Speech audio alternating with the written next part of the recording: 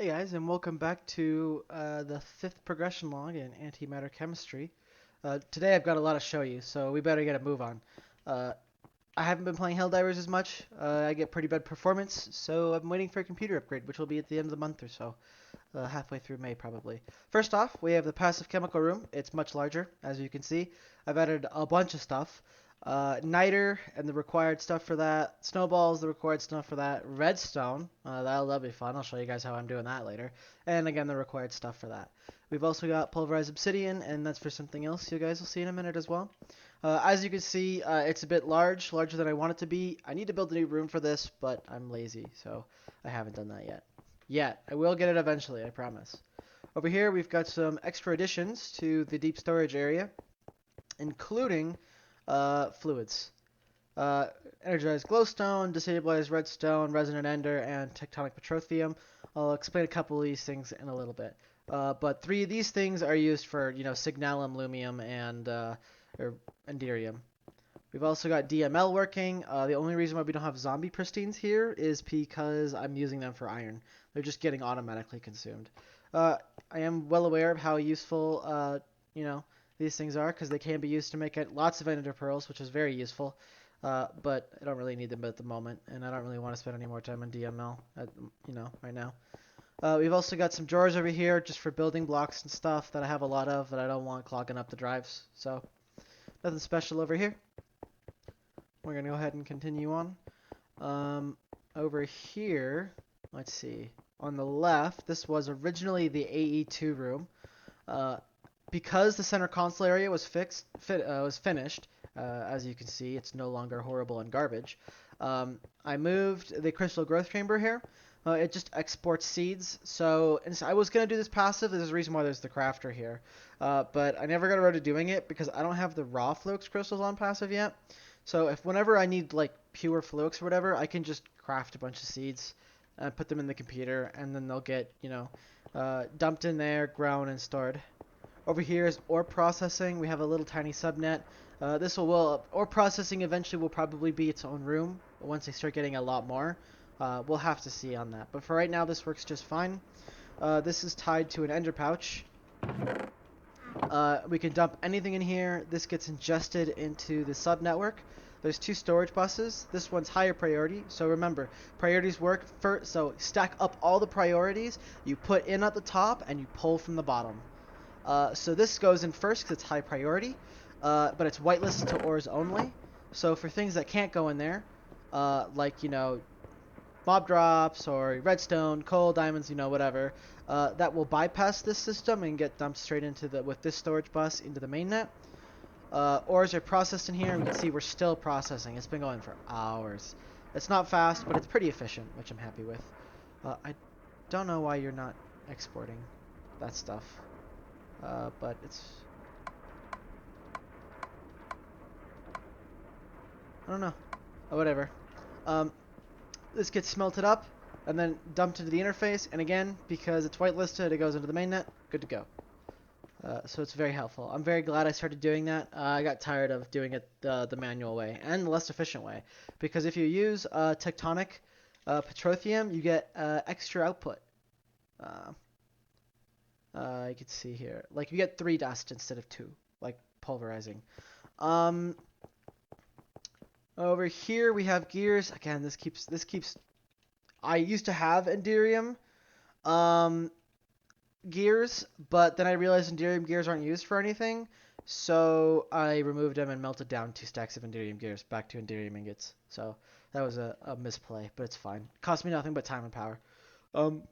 We're making the blitz powder, and basalt's powder over there using various items, crushed obsidian, the niter, and snowballs combined with mob essence, which we get from the mob farm, to make the thermal powders, which then are used to make the thermal dusts, which are very useful for lots of cool things.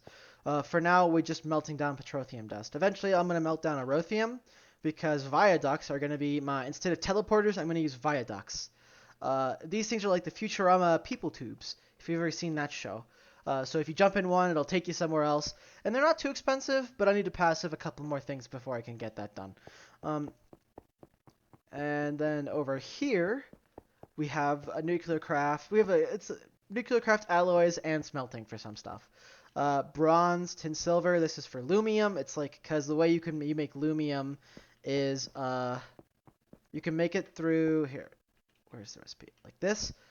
You can smelt down the blend, or you can make it with the fluid infusers by using tin, silver, and energized glowstone.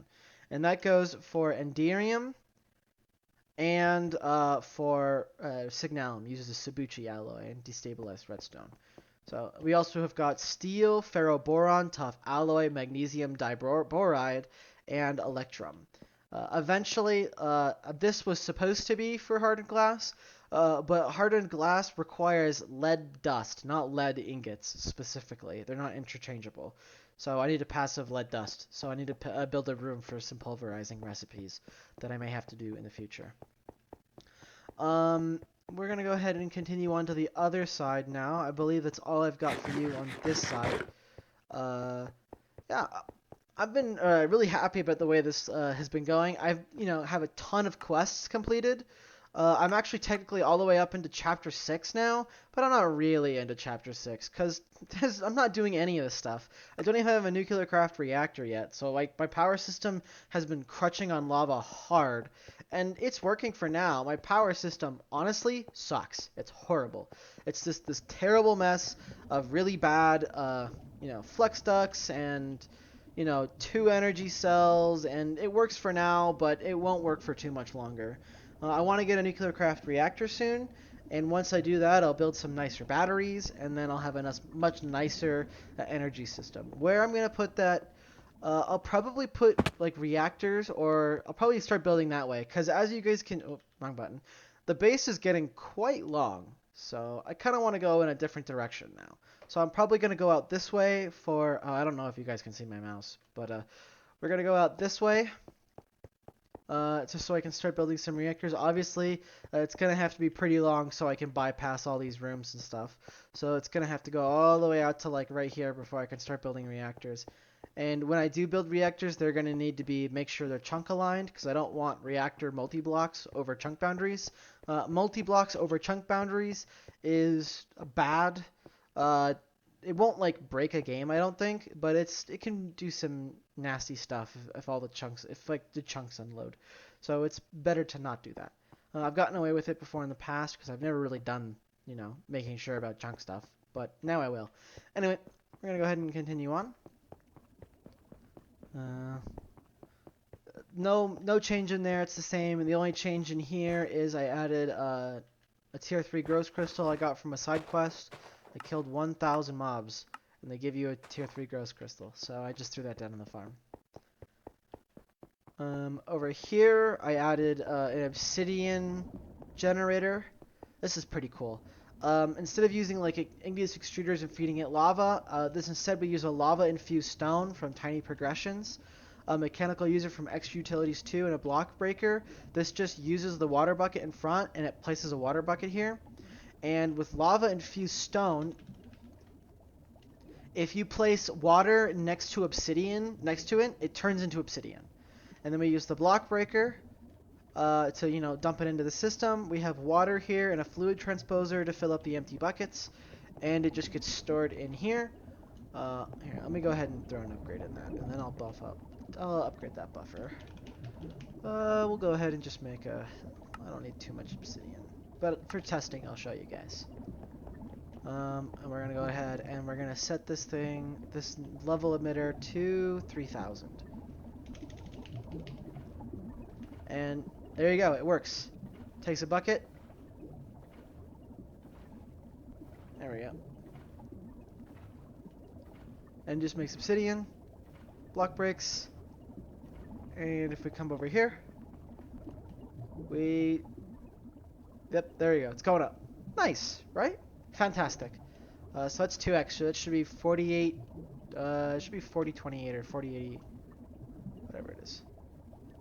4096 is what it is. Sorry. Water's still fine. That's the only change to this area. Oh, besides increasing the number of evaporation dishes I have. Over here is the new thing. Oh, I guess actually DML works now. It's on mainnet. I actually figured out the problem that made this not work. So theoretically, I could change this back to a subnet. I won't because it's annoying to do that. So I won't do that. So I need to switch out this glass so it's blue because I use this to kind of indicate what network this is on. Um, so there's a few places where I might need to switch that out, but right there it's fine. Like the micro or processing net, I'll have to swap that to black glass. Here, this is on its own subnet though. I used orange because I was gonna use orange and DML and didn't, so I had a bunch of like cables and glass and stuff for that. This opens crates, specifically, all the different loot crates. Right now, it only does the white ones, the common. It only does these ones. I actually burned through my entire backlog of over 32,000 crates in like 15 minutes. We get a lot, mostly elements. We also get antimatter, magnesium sulfate, and caffeine. Those things are broken down. So the magnesium sulfate and caffeine is broken down into raw elements, and those are dumped into the system. The white antimatter is stored here, so it can be used over here. And this is how I get my my trickle of passive redstone. These drawers are superfluous. I just threw them down because I normally throw drawers down when I do stuff, so I never actually used any of them. This breaks down red antimatter because red antimatter will make us iron oxide, so we'll just recycle that. We get silicon dioxide, so we recycle that, but what we really want is the strontium. And the strontium is used to make redstone. And it's 1 strontium per redstone as well. So it's strontium and strontium carbonate. So strontium and carbonate makes strontium carbonate. Combine that with iron oxide, and that makes a redstone. So if we come over here, we can take a look at how much strontium we have. We have 10,000, almost 11,000, and that is it's just short of 11,000 redstone. So that's nice. I could buff up that passive drawer over there, but maybe I will. Right now it's fine. So that's probably about all I've got for you guys today. I'm going to take a look at the map and see if there's anything I missed. I talked about this, talked about that, talked about this, talked about that, talked about that. Yeah, I've pretty much talked about everything. You know what? I want to tell you guys the solution to this problem. I had to increase the priority of, so any interface on this subnet that will pull items from an interface on this one. Basically, if I want to feed a subnet with items from an interface through a storage bus, because this is how you plug subnets together. So I have an interface and a storage bus here, and this interface provides these items, and then this storage bus is whitelisted to these items. So we can see them in here. And the problem was interfaces wouldn't pull from this interface, from this storage bus. And I couldn't figure out why, and that's why I actually had to swap DML to just its own network, to joining the main off its own network to the main net, because I couldn't figure out. But if you just increase the priority I assume over that interface or that storage bus, I don't know, I just hit 1,000 and it worked. So I hit this one with 1,000 too, and it also worked. I don't know why it works. I don't know why it didn't work, but it does. It didn't work now. It didn't work then, and now it does. So, yeah. Well, that is actually all I have for today. So, I'm glad I've been able to keep up the weekly uploads. Hopefully, I will be able to continue to do so. So if I am able to continue to do so, which I think I will see you guys next Saturday. And I also want to thank you for watching. I've been really enjoying this pack, so it's a lot of fun to share it with you guys. It's definitely kept me a little bit more motivated than I normally would have been, I think. It's definitely been very helpful. And I hope at least one person is. I know a couple of people are enjoying it, so that's fun to see. Alright, so I will see you guys next weekend. Alright, have a good week.